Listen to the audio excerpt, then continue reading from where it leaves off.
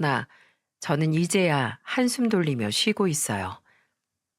피부과 의사인 저는 병원이 끝나면 취미 활동도 하고 제 인생을 즐기고 있습니다. 그래서 그런지 주변에서 많이들 부러워해요. 하지만 화려한 빛 뒤에는 그림자가 있다고 하죠. 지금은 피부과를 운영하고 있지만 저는 원래 찢어지게 가난했어요. 지금의 모습을 보면 아무도 제게 가난한 시절이 있었는지 상상도 못할 정도랍니다. 악으로 깡으로 공부한다는 말처럼 진짜 생존을 위한 공부였어요. 요즘 그 어렵다는 개천에서 난 용이 딱 저 같은 사람을 두고 하는 말이랍니다. 배운 게 없어서 늘 힘든 일을 하시는 부모님을 볼 때면 늘 마음이 아팠죠. 게다가 그렇게 열심히 일하셔도 손에 쥐는 돈은 몇 푼 되지 않으시면서 큰딸 공부시키려고 한 푼도 안 쓰시고 전부 자식 위에 쓰신 분들입니다. 그래서 저는 부모님에 대한 감사와 존경심이 있어요. 가난했던 시절을 떠올리면 저는 과연 그 상황에 부모님처럼 자식 위해서 대가도 바라지 않는 헌신을 할 수 있었을까 하는 생각이 듭니다. 흔히들 자식 낳아봐야 부모 마음 이해한다고 하잖아요. 그런데 저는 아직까지도 미혼이라 아마 평생 부모님 마음은 10분의 1도 이해 못할 것 같아요. 저는 한 달 전 겪었던 기가 막힌 사건 때문에 제 인생에서 아예 결혼이란 단어를 지워버렸죠. 그 사건 때문에 부모님도 마음의 상처를 많이 받으셨습니다. 제가 결혼을 지웠다고 하면 피부과 의사식이나 돼서 왜 남편감 하나 없냐고들 하세요. 정말 제 입으로 말하긴 좀 그렇지만 대한민국에서 난다 긴다 하는 남자들 혼사쳐 많았어요. 그런데 참 어이없는 게 이런 선자리에도 사기꾼이 기승을 부린다는 겁니다. 그리고 정말 어이없게도 저는 사기꾼에게 뒤통수 세게 맞고 인생 정말 날아갈 뻔했죠. 사실 한 달 전에 겪었던 사건을 논하기 전에 저는 8년 전에도 비슷한 아픔이 있었습니다. 요즘 뉴스나 고발 프로그램 보면 유부남들이 총각 행세하면서 멀쩡한 여자들 인생 망친 소식 종종 들리지 않나요? 제가 8년 전에 딱 유부남한테 제대로 당했던 사람이에요. 그때 저희 어머니 쓰러지셔서 한동안 제대로 일상생활도 못 하셨습니다. 그런데 더 잔인한 건 주변에서 저한테 정말 유부남인 걸 몰랐냐고 묻는다는 거였죠. 그런데 정말 작정하고 총각 행세를 하는데 제가 어떻게 알 수 있었겠어요? 그런데 정말 어이없는 건 유부남이었던 사람 직업이 대학 부교수였다는 거예요. 믿기 힘드시겠지만 그 집안과 저희 부모님 상견례까지 했었어요. 결혼 날짜에 결혼식장 예약까지 했었는데 나중에 신혼집 대출을 알아보다 유부남 명의로 아파트 대출이 있다는 걸 알게 됐고 추궁을 하다가 유부남이라는 걸 알게 됐죠. 그런데 꼬리가 밟혔으면 사과를 해야 되는데 오히려 적반하장이었습니다. 정말 뻔뻔한 얼굴로 저한테 이렇게 말하는 거예요. 나 이혼하려고 준비 중이야. 너랑 결혼 날짜 잡았는데 당연히 이혼하고 와야지. 나 다 버리고 정말 너한테만 올인할게. 뭐? 머리가 어떻게 된 거 아니야? 지금 그게 말이 된다고 생각해? 이혼이 먼저지. 그리고 난 네가 이혼하고 와도 난 초혼이고 넌 재혼이잖아. 그게 뭐가 어때서? 우리 사랑하잖아. 그럼 아무것도 문제될 거 없어. 사랑의 힘으로 다 극복할 수 있다고. 웃기고 자빠졌네. 순정 만화 찍니? 사랑의 힘? 너 같은 건 가정을 꾸릴 자격도 없어, 이 한심한 놈아. 대학 부교수라는 게 쪽팔리지도 않냐? 저는 뻔뻔하게 화를 내는 유부남의 정강이를 발로 까주고 집으로 돌아왔습니다. 상견례하고 결혼 날짜에 결혼식장 예약까지 했으니 빨리 부모님께 알리고 정리해야 하는데 대체 이걸 어떻게 말하나 참 힘들었어요. 힘들게 키운 딸이 바보같이 당했다는 사실을 쉽게 말할 수 있었겠습니까? 그래도 피할 수 없으니 마음 굳게 먹고 말씀드렸고, 아버지는 그놈 잡아 족치러 간다고 노발대발 하셨죠. 어머니는 제 손을 잡아주면서 말했습니다. 괜찮어. 사기꾼이 작정하고 덤비는데 네가 무슨 수로 당해. 이제라도 알았으면 된 거야. 지가 교수면 다야? 애초에 내 딸이 100배 아까워서 그 집안으로 보내기 싫었는데 잘 됐어. 어머니는 침착한 목소리로 저를 위로하며 말씀하셨고, 다음 날 유부남 부모라는 사람을 찾아가려고 알아보니 다 대행 아르바이트를 하는 사람이었다는 걸 알고 크게 분노하셨어요. 그래서 그때 그 유부남은 본처한테 이혼 소송, 저한테는 정신적인 피해 보상 소송을 당했죠. 그 후로 8년간 저는 연애는 쳐다도 안 봤습니다. 이런 일 당해보니까 세상의 남자라는 인간들을 믿을 수가 없더군요.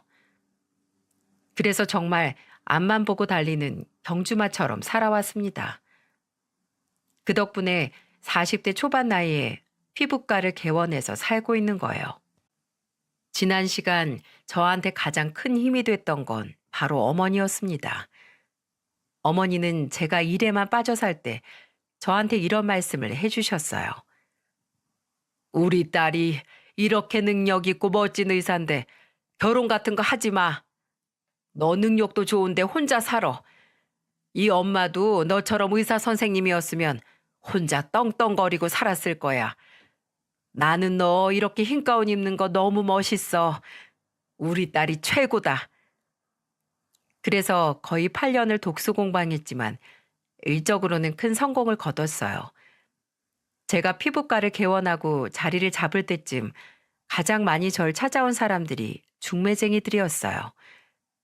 대체 어떻게 알고들 오는 건지 틈만 나면 찾아와서 저한테 여러 프로필을 보여주는데 어이가 없더군요. 그런데 몇 번 거절하면 대부분의 중매쟁이들은 그냥 안 오는데 한 중매쟁이는 끈질겼습니다. 중년의 여성이었던 중매쟁이는 처음에 손님처럼 왔었어요. 진료를 보는 척 진료실까지 와서 저한테 푼수 같은 말투로 말했습니다. 어머, 선생님, 얘기 많이 들었어요. 인물 좋고 능력 좋은 분인데 여태 결혼도 못하고 있다면서요. 내가 전문직들만 골라서 중매하는 사람인데 아직 미혼이시라길래 와봤어요. 내가 성사시킨 건수가 얼마나 많은지 알아요? 진짜 나 통해서 소개받고 싶어하는 사람들 줄 쫙 썼는데 직접 이렇게 온 거부터가 선생님은 평판이 좋다는 거예요. 초면에 저를 보면서 결혼을 못하고 있다 말하는 중매쟁이 말이 거슬렸어요. 게다가 푼수처럼 말을 하는데 신뢰도 영 안 가고 별로 엮이고 싶지 않다는 생각에 정중히 거절하고 돌려보냈습니다. 그런데 제가 분명하게 거절을 했음에도 중매쟁이는 포기하지 않고 오는 거예요. 두 번째 왔을 때도 자기가 아는 전문직들이라면서 사진을 보여주는데 저는 또 한 번 거절했죠. 그랬더니 그 다음부터는 어땠는 줄 아십니까? 주변 지인들을 데려와 피부 시술이나 관리를 등록하는 거예요. 한 5번 정도를 잊을만 하면 와서 이런저런 시술을 받고 가는데 그 바람에 친해지게 된 겁니다. 그렇게 자연스럽게 사이가 가까워지자 중매쟁이는 저한테 이렇게 말했어요. 그러지 말고 남 있고 딱 한 번만 만나봐요. 이 남자가 집안, 직업, 성격 뭐 하나 빠지는 게 없어. 이 남자도 선생님처럼 일만 하다가 홍기 다 놓친 사람인데 둘이 만나면 딱일 것 같아서 그래요. 내가 이 정도 시술도 받고 했으면 내 소원도 좀 들어줘야지. 저랑 충분히 가까워졌다고 생각했는지 조금 친해지자 저한테 선자리를 주선하더군요. 그때 중매쟁이가 피부과에 지인들 데려온 덕에 입소문도 나고 저도 긍정적인 효과는 있었죠. 그래서 밥 한번 먹고 오는 게 뭐 어렵겠나 싶어서 나가게 됐던 겁니다. 40대 중반에 코스닥 상장 회사 임원으로 재직 중이라는 간단한 소개만 듣고 나간 자리였어요. 그런데 처음 나간 자리에서 만난 남자는 말도 청산유수에 인상도 참 선했습니다. 그리고 무엇보다 저랑 대화가 참 잘 통했고요. 40대쯤 되니까 대화 통하는 사람 찾는 게 제일 어렵더라고요. 첫 만남에 대화가 잘 통하니까 오랜만에 좋은 친구가 생긴 듯 느낌이 좋았습니다. 그런데 혹시 이런 말 들어보셨나요? 한 번에 느낌이 오는 사람은 인연이 아니라 악연이라는 말이요. 제가 첫 만남에 느낌이 좋았던 남자는 제 전 남편이 된 사람이랍니다. 저한테 어떤 미래가 닥쳐올지도 모른 채 남편과 저는 가까워지고 있었죠. 그런데 8년 동안 남자라면 믿지 않던 제가 대화가 잘 통하니까 한 번 볼 거 두 번 보게 되는 거예요. 그래서 뭐 꼭 여자, 남자 만나서 할 게 연애밖에 없겠나 싶어서 저는 소개로 만난 사람과 자주 만나 이런저런 대화를 나눴어요. 참 만날수록 왜 중매쟁이가 그렇게 추천했는지 깨달았죠. 기본적인 매너도 좋고 센스 있는 모습에 사람 참 괜찮다는 생각까지 드는 거예요. 그러다 같이 저녁을 먹다가 속 깊은 사연을 듣게 됐습니다. 당시에 저와 같은 상처를 품고 있는 남편을 보면서 괜히 신경이 쓰이기도 하고 비슷한 처지라는 묘한 동질감까지 느껴졌답니다. 처음에 저는 남편이 다니던 회사가 아버지 회사라는 걸 모르다가 뒤늦게 알게 됐죠. 남편이 중매쟁이한테 비밀로 해달라고 했다길래 왜 그랬나 의아했어요. 아버지가 코스닥 상장도 한 회사 오너인데 자랑스러워해야 되는 거 아닙니까? 그래서 저는 너무 궁금해서 남편에게 진지한 목소리로 물어봤어요. 나 같으면 우리 아버진 이런 회사 오너입니다. 이러면서 막 자랑하고 다닐 텐데 왜 숨겨요? 그걸 밝히면 상대 여자가 어떤 점을 보고 나랑 만나는지 알기 힘들어요. 솔직히 뒷배경 보고 다가오는 사람이 너무 많았어요. 그리고 그런 선자리에서 만난 사람한테 당한 적이 있어서 저는 일부러 숨겨요. 왜요? 약속한 날짜에 여자가 안 나타났어요? 그런 거면 다행이게요. 그때 선자리에 나온 여자가 양다리였어요. 양쪽 손에 보석을 쥐고 어느 쪽 보석이 더 귀하고 탐나는지 재고 따지는 여자였는데 그걸 뒤늦게 안 거예요. 결국 결혼 준비하다 전부 엎어버리고 파혼했죠. 한 번 그렇게 데이고 나니까 결혼 안 하고 일이나 할 거다 이러면서 일만 했어요. 그래서 아버지 회사에서 임원으로 일하고 있는 거예요. 저희 아버지 자식이라도 일 잘하는 자식만 자리 주시는 분인데 그걸 사람들이 몰라주네요. 시간이 좀 흘러서 이제는 아무렇지 않다면서 덤덤하게 말하는 남편을 보는데 괜히 과거 제 모습을 보는 것 같았죠. 게다가 한 번 당하고 나니까 사람 믿기 어려워지는 그 심정도 알 것 같았습니다. 괜히 동병상련 같은 마음이 들었고 저와 비슷한 아픔을 보면서 괜히 위안도 얻었죠. 세상에 나 같은 사람이 나뿐이 아니었구나 하는 마음에 괜히 위로받는 기분까지 들었습니다. 그래서 그랬는지 몰라도 속 깊은 사연을 털어놓은 후로는 서로 감정적인 대화가 오고 갔고 8년 만에 저는 남편의 고백으로 연애를 시작하게 됐어요. 그동안 수많은 소개팅 전부 거절하다 이제야 제 짝을 만나려고 해도 먼 길 돌아왔다고 해도 될 만큼 정말 진국인 사람이었답니다.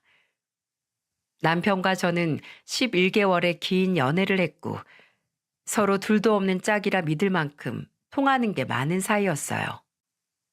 그리고 문득 남편이 저에게 이런 말을 했습니다. 예전에 만나던 사람이 양다리였다는 거 알았을 때 다시는 여자 안 만나겠다고 다짐했는데 내가 널 만나고 많이 변한 것 같아. 나도 오빠 만나고 위로받는 기분이었어. 한동안 그런 생각 해본 적이 없는데 이젠 인생에 동반자가 있으면 어떨까 하는 생각이 들어. 이만큼 나랑 대화도 잘 통하고 마음 잘 맞는 사람이라면 평생 내 편이라고 믿고 살 수 있을 것 같아. 나랑 결혼해 줄래? 남편의 청혼에 당황스러웠지만 저도 남편과 연애하는 동안 비슷한 생각을 했었어요. 인생에 부모님 말고 진정한 내 편이 생긴다는 건 어떤 기분일까 하고 말이죠. 아무리 나 잘난 맛에 산다 해도 힘든 하루 끝에 소소한 이야기를 털어놓으며 하루를 같이 마무리할 수 있는 사람이 있다면 인생이 조금은 알차고 행복하지 않을까 싶었습니다. 그래서 저는 남편의 청혼에 좋다는 대답을 했고 저희들은 결혼 준비를 하게 됐어요. 제가 결혼 준비를 한다니까 주변에서 다들 놀랐죠. 정말 평생 안 갈 줄 알았는데 결혼을 결심하게 만든 남자가 누구냐며 다들 궁금해할 정도였습니다. 그렇게 우리는 결혼 준비를 하기 시작했죠. 그런데 지금 생각해 보니 이상한 점도 있었습니다. 어느 날 둘이 앉아서 TV를 보고 있는데 남편이 이상한 질문을 하더군요. 우리는 드라마를 보고 있었는데 그 드라마에는 애 딸린 남자 캐릭터가 나왔어요. 그때 남편이 대뜸 엉뚱한 소리를 하는 겁니다. 규리야, 저 드라마 속 캐릭터 있잖아. 자식 있던 남자. 그런 남자 만나게 되면 어떨지 생각해 봤어? 그게 갑자기 무슨 소리야? 그런 생각을 해보는 사람이 있을까? 난 한 번도 그런 생각 해본 적 없는데. 아니, 진짜 아무것도 모르고 그 사람 자체가 좋아서 만났는데 알고 보니까 자식이 있을 수도 있는 거잖아. 그럼 자식 있다는 이유로 헤어질 거야? 제법 진지한 질문에 저는 나름대로 고민을 했죠. 하지만 저는 유부남한테 당한 과거가 있어서 그런지 받아들이기 힘들 것 같다는 생각이 들어서 진지한 얼굴을 한 남편을 보며 말했어요. 근데 난 유부남한테 당한 게 있잖아. 그래서 그런가 난 그냥 한 번도 결혼한 적 없는 사람 만나서 정말 제 2의 인생을 사는 것처럼 살고 싶어. 솔직히 부부 사이에 자식이 있는 채로 이혼하면 그게 완전한 이혼이라고 할 수 있나? 자식을 어느 쪽에서 키우든 양육비 줘야 될 거 아니야. 그럼 계속 서로 연락하게 될 일도 생길 텐데 난 불안해서 못 살 것 같아. 나름대로 논리정연하게 말하니까 남편도 그런 생각 들긴 하겠다면서 제 말에 수긍해 줬습니다. 참 남편답지 않은 질문에 저는 이런 유치한 질문도 할 줄 아냐며 대수롭지 않게 넘겼어요. 가끔씩 엄마랑 드라마 볼 때 장난처럼 엄마는 저 상황에 어떻게 할 거야? 주인공처럼 할 수 있어? 이런 식으로 장난스러운 질문을 했던 적이 있어서 그런 부류의 질문이라고 생각했던 겁니다. 그렇게 상견례 날짜가 다가왔고 저는 부모님과 남동생을 데리고 약속 장소로 나갔어요. 예비 시댁은 시부모님과 시동생, 아가씨 이렇게 5식구였죠. 다정다감한 남편과 달리 시동생과 아가씨는 차가운 성격에 퉁명스럽기까지 했습니다. 그날 상견례 자리에도 꼭 도살장 끌려온 소처럼 뚱하게 앉아 있었죠. 그래도 시부가 인자하시고 성품 좋은 분이라 어머니는 예비 사이가 시부를 닮은 것 같다면서 좋아하셨어요. 시모도 고상하시고 차분하셨는데 저희 어머니를 보면서 이렇게 말했습니다. 따님을 정말 잘 키우셨어요. 보면 볼수록 제 아들이 부족한 건 아닐까 걱정이에요. 아유, 아니에요. 저희 딸 나이만 먹었지 부족한 거 많은데 이렇게 좋게 봐주시니 제가 다 감사하죠. 우리 장남이 이렇게 좋은 짝을 만나서 결혼을 한다니까 제가 다 기쁘네요. 워낙 일만 하는 아들이라 장가갈 생각은 없는 줄 알았는데 이렇게 좋은 사람을 알아보다니 제가 다 감개무량합니다. 시모의 말에 시부도 맞는 말이라면서 저를 보며 앞으로 둘이 잘 살라면서 덕담을 해주셨어요. 그렇게 상견례 잘 끝내고 나왔는데 어머니는 상견례를 끝내고 나오면서 제게 이런 말을 했습니다. 근데 저 집은 남매 사이가 안 좋은가? 왜 저렇게 다들 뚱하게 앉아 있어? 괜히 고래 싸움에 새우등 터지는 거 아니야? 아니야. 원래 저렇게들 말이 없어. 나도 그래서 말 잘 안 해. 저는 어머니의 말에 원래 남매 성격이 제각각이라며 설명했어요. 솔직히 저는 남동생이랑 워낙 친해서 부모님이 보기에는 남편이 남매 간의 사이가 안 좋아 보였을 수도 있을 것 같았어요.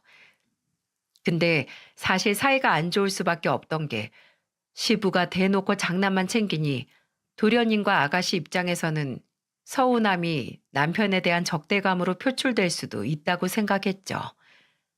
이후 시부의 초대로 시댁에 간 적이 있는데 입구에서부터 입이 떡 벌어졌습니다. 그 주택은 서울에 있는 70억이 넘는 고급 주택이었어요. 으리으리한 저택을 들어가는데 괜히 저는 어깨가 위축됐죠. 저도 부모님께 효도한다는 생각으로 열심히 번 돈을 모아 아파트를 해드렸는데 갑자기 제가 해드린 부모님 보금자리가 작게만 느껴졌어요. 애써 이런 마음을 숨기고 아무렇지 않은 척 시댁으로 들어갔는데 시부가 저를 반기면서 말했습니다. 어서 와요. 내가 한번 초대해야지 하고 이제야 불렀네. 아유, 빈손으로 오지. 뭘 또 이렇게 가져왔나? 저는 시부의 환영에 미리 준비해온 선물을 드렸고 시부는 너무 기뻐했어요. 하지만 제 걱정과 달리 사건은 시동생한테서 터지기 시작했습니다. 그날 제가 집에 온다는 말을 들어서 그런 건지 모르겠는데 시동생과 아가씨가 전부 집에 있는 거예요. 그날 분명히 시부와 시모가 간단히 해줄 말이 있다고 해서 간 건데 온 가족이 다 있는 모습에 조금 당황하긴 했어요. 가볍게 차를 마시며 대화를 시작하는데 저 두 사람이 왜 팔짱 끼고 심사위원처럼 앉아있나 이해가 갔습니다. 시부가 저를 보면서 남편이 회사에서 능력을 인정받아 임원으로 금방 승진한 거라며 칭찬 일색이었어요. 그런데 그 이야기를 들은 시동생이 코웃음을 치며 말했습니다. 같이 일하는 입장에서 궁금해서 묻는 건데요. 대체 아버지 눈에는 형의 어떤 능력이 보였던 건데요? 그런 질문을 왜 지금 하는 거야? 같이 일하는 네가 알 거 아니냐? 괜한 소리 할 거면 넌 나가서 네 볼 일 봐. 형이 임원 달고 아직까지 뒤에서 수군거리는 사람들 많은 건 알고 계세요? 정작 같이 일하는 사람들은 형을 이해 못하는데 대체 아버지 뭐 때문에 형을 그렇게 감싸고 돌아요? 조용히 못해? 한 번만 더 그러면 회사에서 쫓아낼 줄 알아. 절이 싫으면 중이 떠나는 거지. 그렇게 불만이 많은데 왜 내 회사에 있어? 자꾸 그러시면 저도 안 참아요. 정말 다 불어버릴 수도 있으니까 형 감싸는 거 적당히 하세요. 순식간에 분위기는 얼어붙었고 시모는 중간에서 시부를 말렸어요. 그리고 그때 화를 잔뜩 내던 시동생은 집을 나가버렸습니다. 처음 보는 광경에 저는 할 말을 잃은 채 뻥진 표정으로 보고만 있었죠. 시부는 한숨을 푹 내쉬더니 저를 보며 힘이 없는 목소리로 말했습니다. 에휴, 이래서 내가 믿을 사람은 장남뿐이라고 하는 거야. 저렇게 감정적으로 제 멋대로 사는 놈을 어떻게 믿고 일을 맡겨? 머리를 짚고 한탄하면서 말하는 시부를 본 아가씨는 그 말을 듣고 남편을 한번 노려보더니 화난 얼굴을 하고 집을 나가버렸어요. 그래서 저는 더 시부 때문에 남매 사이가 안 좋다고 생각하게 됐던 겁니다. 결국 그날 시부모와 남편 저 셋만 남아 어색하게 대화를 하다 나올 수밖에 없었죠. 처음에는 궁궐 같은 집을 보고 부럽다는 생각이 들었는데 나올 때 다시 보니 차라리 부모님 사는 아파트가 더 정감 있어 보였답니다. 가족끼리 어떻게 서로 싸우면서 하루하루 살 수 있겠습니까? 그렇게 저와 남편은 우여곡절 끝에 양가 어른들 축복 속에 결혼식을 올렸답니다. 긴 방황 끝에 만난 제 평생의 반쪽이라고 생각한 남편과 전 행복하게만 살 줄 알았어요. 하지만 제 인생이 그렇게 쉽게 풀렸으면 이런 사연 시작도 안 했겠죠. 그렇게 결혼식이 끝나고 딱 2주 뒤 제 결혼의 문제를 알리는 경보음이 울리듯 사건이 터졌습니다. 그때가 지금도 정확히 기억이 나는 게 시부 생신이었거든요. 시집 오고 처음으로 챙기는 시부 생신이라 저도 나름대로 신경 많이 썼죠. 시부가 술을 즐겨하는 분이라 저는 고급 술을 사서 시댁으로 갔었어요. 시부는 제가 사온 선물을 열어보고는 신이 난 목소리로 제게 말했습니다. 내가 며느리한테 선물을 다 받아보고 기분이 말도 못하게 좋네. 오늘 이 술 같이 마시고 맛있는 음식 먹으면서 푹 놀다가 나이 먹는 것도 서러운데 생일은 먹고 놀고 즐겨야지. 그래서 시부 생신날 의도하지 않았는데 온 가족이 정말 거하게 취할 만큼 마셨어요. 저는 원래 술을 즐겨하는 편이 아니라 몇 잔 분위기만 맞추다가 멈췄죠. 시부와 시모도 술에 취한 얼굴로 삼남매를 보면서 했던 말을 반복하고 있는 거예요. 그 모습을 보는데 부부는 술버릇도 담는구나 싶어서 웃기도 했습니다.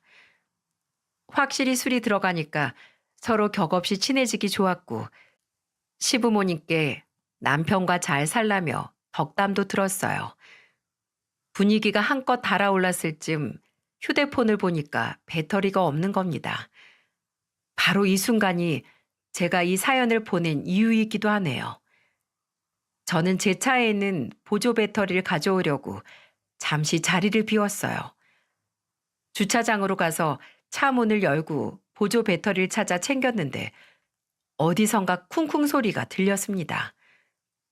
제가 잘못 들은 줄 알았는데 불규칙적인 쿵쿵 소리가 계속해서 들리는데 저도 모르게 소리가 나는 방향을 찾고 있었어요.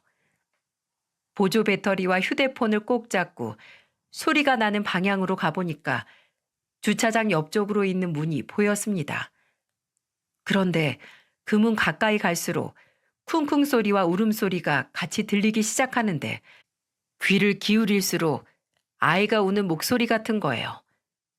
정말 밑에 애가 있는 건가 싶어서 일단 문을 열었는데 문을 열어보니까 더 확실하게 남자아이가 우는 소리가 들리는 겁니다. 귀신을 믿지 않지만 지하 1층이 아이가 있을 장소는 아니지 않습니까? 애가 있을 만한 장소가 아닌 곳에서 울음소리가 들리니까 저는 무슨 일인가 싶어서 지하 1층으로 내려갔어요. 한 계단씩 내려갈수록 남자아이의 서러운 울음소리가 선명하게 들렸죠. 두근두근 심장 박동은 빨라지고 지하 1층 문 앞에 도착한 저는 조심스럽게 물었어요. 안에 누구 있어요? 말 좀 해보세요. 무슨 일 있으시냐고요? 제가 조심스럽게 말하자 갑자기 울음이 뚝 그치는 겁니다. 그래서 이상한 낌새에 저는 조심스럽게 문을 열었고 눈앞에 있는 남자아이를 보고 너무 놀라 뒤로 넘어갈 뻔했어요. 머리는 엉망으로 헝클어져 있고 바닥에 쪼그려 앉아서 울고 있던 남자아이 주변에는 빵과 우유 그리고 과자가 한가득 있었습니다. 얼마나 울었는지 눈은 퉁퉁 부었고 눈물 콧물로 범벅이 된 얼굴로 앉아 있었죠. 전 남자아이를 보자 걱정스러운 목소리로 말했습니다. 얘, 여기서 왜 울고 있어? 너 혼자 있는 거야? 어쩌다가 여기까지 온 거야? 저는 정말 걱정스러운 마음에 남자아이를 보며 물었는데 그 아이는 저를 향해 갑자기 눈빛이 돌변하더니 저를 보며 쏘아붙이듯 대답했어요. 아줌마예요? 나 여기 이렇게 가두게 만든 사람이 아줌마냐고요? 아줌마라니? 너 혹시 나 아니? 아줌마 미워요. 이게 다 아줌마 때문이야. 아줌마 무섭다고요. 그러면서 남자아이는 옆에 있던 과자 봉지를 발로 차기 시작했어요. 너무 황당해서 진정하라고 소리쳤지만 남자아이는 멈출 줄을 몰랐죠. 그때 누군가가 제 모습을 경악을 하며 지켜본 사람이 있었어요. 바로 남편이었죠. 남편은 벙어리처럼 아무 말도 못하고 고개를 숙이고 있었습니다. 제가 휴대폰 보조 배터리 가지러 갔다가 오지 않으니까 절 뒤따라 온 걸로 보였어요. 그렇게 침묵의 시간이 흐른 후 얼굴이 하얗게 질린 채 떨리는 목소리로 남편이 말하더군요. 당신이 왜 여기 있어? 여긴 어떻게 들어온 거야? 여보, 물어보는 순서가 틀린 것 같은데. 어서 말해. 이 아이는 누구냐고. 똑바로 말하는 게 좋을 거야. 사실은 그게... 남편은 아무 말도 하지 못했어요. 그때 그 순간 옆에 있던 남자아이가 충격적인 말을 내뱉었습니다. 아빠, 나 언제까지 여기 있어야 해요? 잠깐이면 된다고 했잖아요. 뭐라고? 아빠? 지금 얘가 뭐라고 한 거야? 아빠라니? 너 왜 이 사람 보고 아빠라는 거야? 너 정체가 뭐니? 당신 빨리 말해봐. 둘이 무슨 사이냐고. 제가 이렇게 이성을 잃고 따지니까 아이가 그러더군요. 아빠, 저 아줌마 무서워요. 저도 모르게 답답한 마음에 남자아이를 추궁하며 묻자 놀란 아이가 남편한테 달려가 안겼어요. 순간 달려가서 아이를 안아주는 남편 모습을 보는데 입이 떡 벌어질 만큼 놀랐습니다. 게다가 남편이 자연스럽게 이렇게 말하는 거예요. 조연아, 아빠가 조금만 기다려 달라고 했었잖아. 그때 저는 몇 잔 마시지도 않은 술이 다 역류하는 기분이었어요. 그리고 그때 눈치챈 시댁 식구들이 전부 내려왔고 도연이라는 아이와 남편, 저 이렇게 셋이 있는 걸 보고 시모는 본인도 모르게 깨악 하고 소리를 질렀어요. 그리고는 당황한 얼굴로 저한테 달려와 애원하듯 제 손을 잡으면서 시모가 말했습니다. 아가, 이게 어떻게 된 거냐면 그게 일단 우리 아들은 몰라. 내가 그렇게 하자고 했어. 너 우리 아들 만나봐서 알잖니? 거짓말 못하는 성격인 거 알지? 이 손 놓으세요. 뭘 아들이 몰라요? 방금 아드님이 저애한테 아빠가 조금만 기다려달라고 했다고 말했는데 가족끼리 입을 너무 못 맞추는 거 아닌가요? 그리고 지금 변명한다고 뭐가 달라져요?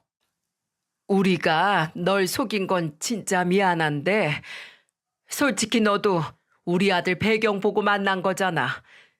이 정도 재산 갖추고 사는 남자가 초혼이라는 걸 정말 믿었어? 너도 어느 정도는 감수하고 만나야지. 이건 무슨 황당한 소리랍니까? 그걸 믿었냐고요? 저보고 감수하라뇨? 저를 바보 취급하는 시모를 보며 진짜 기가 막혔습니다. 아무리 아들 흠을 감싸주고 싶었다 해도 이건 정말 경우가 아니지 않나요? 그래서 저는 시모를 보면서 화를 내며 말했어요.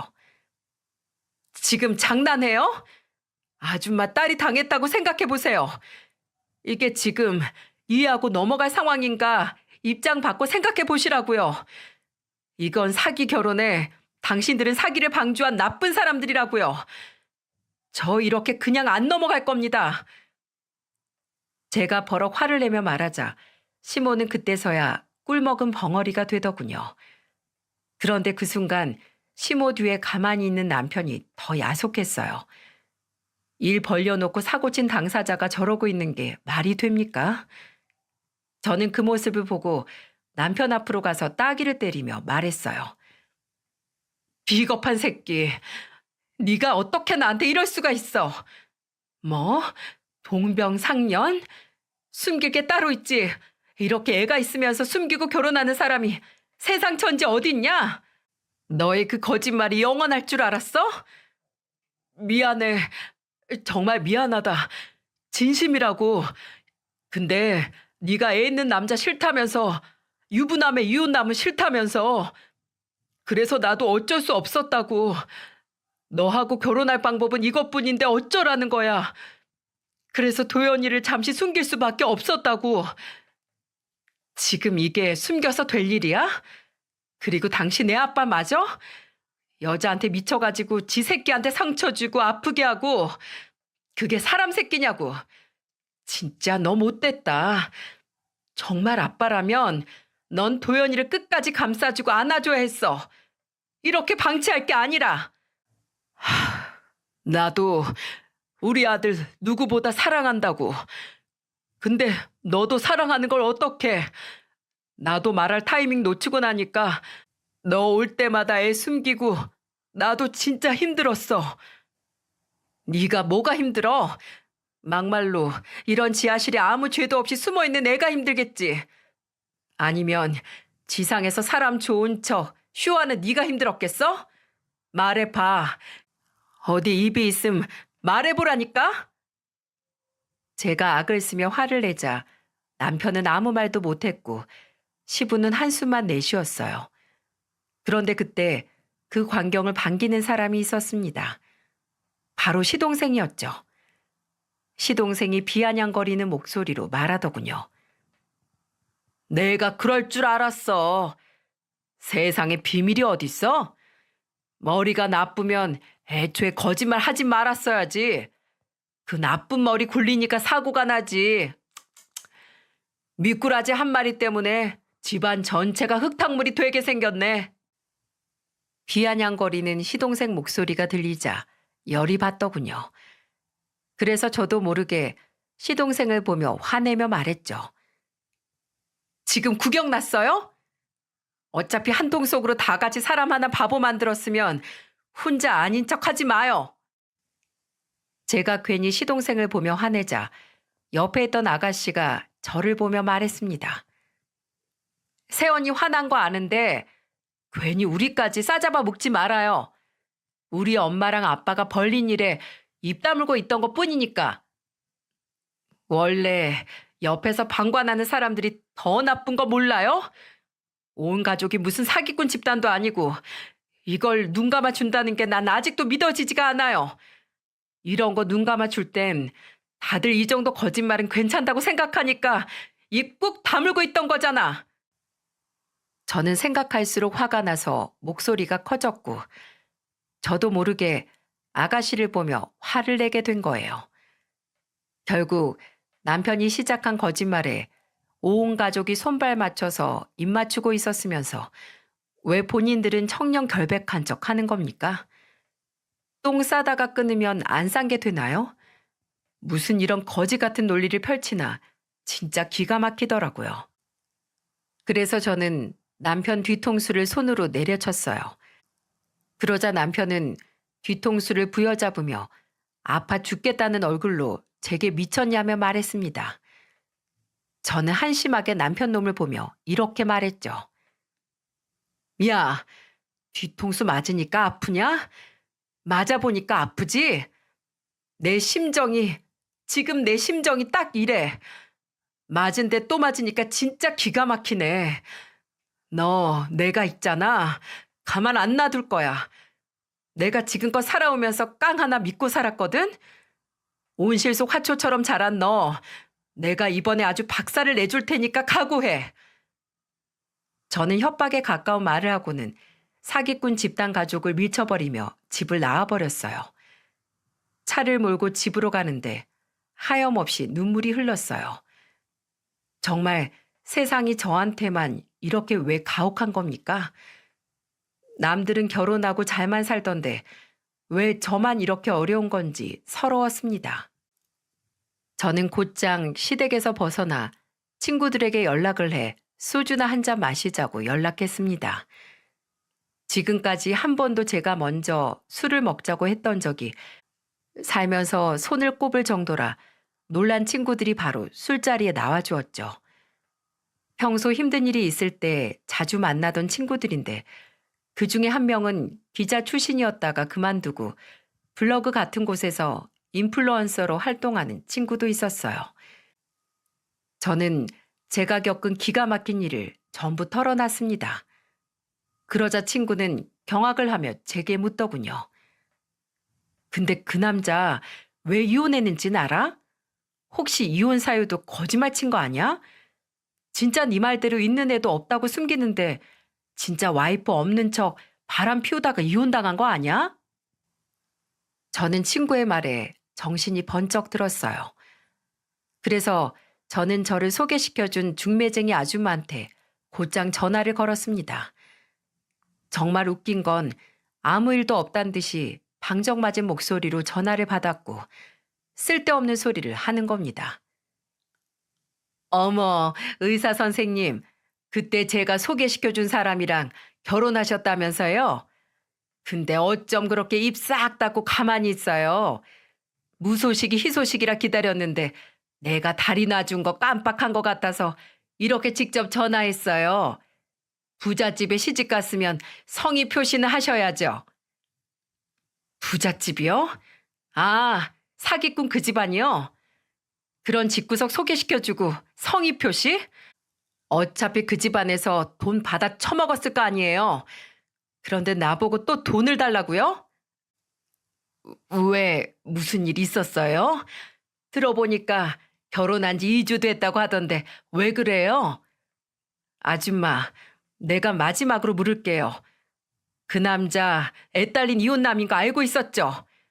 절 속이고 소개시켜준 거 맞죠? 정확히 말해요. 고소하기 전에. 아유, 그게 전 몰라요, 몰라. 그쪽 집안에서 작정하고 속이는데 내가 어떻게 알겠어요? 그래도 부잣집인데 그냥 꾹 참고 살아요. 의사 명예롭긴 해도 힘들기만 하잖아. 아, 남자 만나서 팔자 바뀌면 좋지 뭘 그래? 이런 뻔뻔한 중매쟁이 아줌마의 말에 저는 기가 막혔어요. 본인이 뭔데 제 인생을 부잣집에 붙어 있어라 마라 하는 겁니까? 어이가 없어서 저는 중매쟁이 아줌마한테 소리치며 말했어요. 아줌마, 나 아줌마처럼 그렇게 기생하면서 안 살아요. 전문직들 옆에 붙어서 그러고 살면 좋아요? 내가 할 수 있는 전부를 동원해서 가만 안 둘 거니까 난 무시한 값 똑똑히 치르게 될 거예요. 저는 중매쟁이 아줌마한테 화를 냈고 옆에서 같이 듣던 친구들은 너무나 뻔뻔스러운 상황에 저를 도와주겠다고 말을 해줬습니다. 아니, 요즘 세상에 이렇게 대놓고 사기친 사람들이 있단 말이야? 딱 보니 중매쟁이도 한통속이네. 이런 것들은 콩밥을 처먹어야 돼. 돈만 믿고 까부는 놈들, 돈 있다고 위세 따지는 인간들은 눈에는 눈, 이에는 이, 본때를 보여줘야 된다고. 그렇게 비장한 각오로 말한 친구는 곧바로 실행에 옮기기 시작했어요.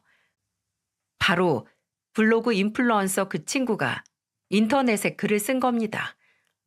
워낙 인터넷에서 유명했던 친구라 친구가 본인 블로그에 쓴 글은 하루 만에 사방으로 다 퍼졌어요. 그 글은 이런 내용이었습니다.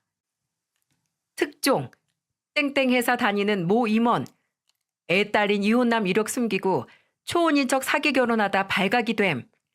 지금 사기당한 그 여자는 충격으로 식음을 전폐 중. 전도 유망한 회사에 이런 쓰레기가 있다니. 그 기업은 이미 신뢰를 잃기 시작했다. 친구는 이렇게 특종이라는 제목을 써서 상세하게 글을 써나가기 시작했더군요. 그리고 같이 일하는 지인들에게 기사를 공유하며 사건이 광범위하게 터지게 애를 썼습니다. 역시 기자 출신이라 글솜씨는 대단하더군요. 친구의 글은 하루 만에 온 사이트에 퍼졌고 기사도 쏟아졌어요. 저는 그 사이 변호사를 선임해서 정신적 피해 보상 소송을 진행했습니다.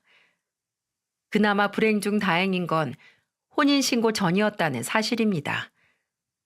본격적으로 소송을 시작한 데다 인터넷을 뜨겁게 달군 이슈는 결국 시부도 알게 됐어요.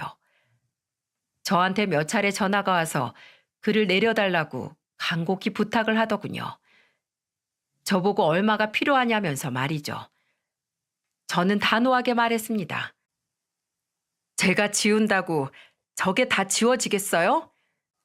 이미 사람들이 여기저기 옮겨서 난리도 아닌데 제가 지운다고 해도 소용없어요. 억울하시면 저 고소하세요. 사실 적시에 의한 명예훼손. 이걸로 고소하시라고요. 손바닥으로 하늘을 가리세요. 제가 지운다고 없던 일 된다고 생각하세요? 세상 사람들 그렇게 바보 같지 않아요. 사람 하나는 어찌어찌 속였어도 이번에 그 많은 사람들 다 속이고 잘 넘어가나 한번 지켜볼게요. 저는 그렇게 말을 남기고 전화를 끊어버렸습니다. 사실 그대로를 적었는데 문제될 게 있겠습니까? 그리고 고소하려면 하라고 했습니다. 결국 시부는 회사에서 남편을 해고하고 회사 홈페이지에 사과문을 올렸습니다. 안녕하세요. 땡땡 기업입니다. 요즘 이슈가 되고 있는 사내에 분란을 일으킨 해당 임원은 해고되어 이미 회사를 나갔습니다. 회사의 발전을 위해 인재 발굴뿐 아니라 지속적인 직원 관리에 힘쓰겠습니다. 죄송합니다. 알고 보니까 그 여우 같은 시동생이 이때가 기회다 싶어서 지 형을 몰아내고 그 자리를 차지했다고 하더군요. 시동생이 주동해서 시부를 설득시키고 직원들을 설득시킨 걸로 보였습니다. 이러다가는 국민들에게 신뢰를 잃고 회사 망하겠다면서 말이죠. 한 사람만 나고자 되면 되는데 왜 죄 없는 회사가 욕을 먹어야 되냐면서 그렇게 시부에게 가스라이팅을 했다고 했어요. 결국 우리 장남 감사던 시부도 백기를 들고 말았던 거였죠. 결국 전 남편은 회사에서 해고됐고 저는 전 시댁을 상대로 한 소송을 해서 거액의 위자료를 받을 수 있었어요. 아니, 정확히 말하면 긴 소송으로 여론전으로 가기 싫었던 전 시댁 쪽에서 먼저 합의를 제안해 마무리될 수 있었던 거죠. 저도 마찬가지였고요. 이 사건으로 질질 끌어봤자 나만 더 상처를 받을 거고 일상생활에 지장이 있기 뻔했기에 저도 사건을 하루빨리 끝내려고 하는 마음도 컸죠. 그렇게 저는 전 남편과 완전히 남남이 될 수 있었어요. 전 남편이 사회적으로 밀려나 완전히 망하길 바랬지만 부잣집 도련님이 망할 일이 있겠습니까? 또 시간이 지나면 시댁에서 떡하니 한 자리 마련해 주겠죠. 하지만 그 인간한테 그리고 나를 속인 그 집안한테 타격을 준 건 분명했기에 제가 할 수 있는 최고의 복수를 했다고는 자부했네요. 제가 할 수 있는 건 다 했으니까 말이죠. 그리고 또 한 가지.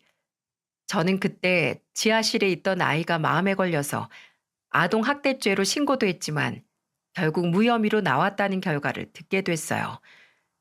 처음에는 돈 좀 있는 집안이니 뇌물로 무마했나 했는데 아이가 경찰 진술에서 자기는 지하실에 간 적도 피해를 당한 것도 없다고 했다는 겁니다. 솔직히 짠했어요. 아마 그 아이는 지 아빠에게 버림을 받을까봐 그렇게 진술한 걸로 보였거든요. 애를 생각하니 괜히 제 자식도 아닌데 짠하더라고요. 부디 그 아이가 이 세상이 그렇게 암울하지 않고 빛이 있다는 걸 깨닫길 바랄 뿐입니다. 그리고 지금은 중매쟁이도 고소하려고 변호사를 통해 알아보고 있답니다. 저를 타깃으로 노리고 뻔뻔하게 사기친 그 여자도 당연히 벌을 받아야겠죠. 위자료도 두둑히 받았겠다. 눈물 콧물 나게 응징할 생각입니다. 제 부모님은 전 남편 놈 길에서 마주치면 머리털을 다 뽑아버리겠다고 이를 갈고 계세요. 그러시면서도 우리 딸 고생했다고 그리고 자랑스럽다고 저를 안아주셨어요. 부모님한테 불효를 저지른 것 같아 너무 가슴이 아팠습니다. 그래서 더 좋은 모습으로 더 밝은 모습으로 살아야겠다고 다짐을 했죠. 그게 우리 부모님이 가장 원하시는 거니까요. 그렇게 저는 다시 제자리로 돌아왔습니다. 그리고 저는 남자복 없다는 걸 인정하고 인생에서 남자를 완전히 지워버렸어요. 이제는 정말 지긋지긋합니다. 얼마 전 책을 보다 남자는 일에 굶으면 죽고 여자는 열을 굶으면 죽는다라는 말이 있더라고요. 어려움이 닥쳤을 때 남자보다 여자가 더 강하다는 말이죠. 이 사회에서 여자가 끝까지 자기 일을 지키고 해야 하는 이유는 한 치 앞을 모르는 인생에 내 능력만큼 든든한 게 없다는 겁니다. 결국 끝까지 나를 지켜주는 건 내가 이룬 직업과 경제적 능력이었어요. 이제 저는 사회에 봉사하면서 쓸모 있는 사람이 되기 위해 살려고 합니다. 세상에 남자 잘못 만나서 팔짝 꼬인 여자는 있어도 남자 못 만나서 팔짝 꼬인 여자는 없다는 말도 있습니다. 그러니 저는 다시 힘차게 제 인생 살아보겠습니다. 긴 사연 읽어주셔서 감사드려요.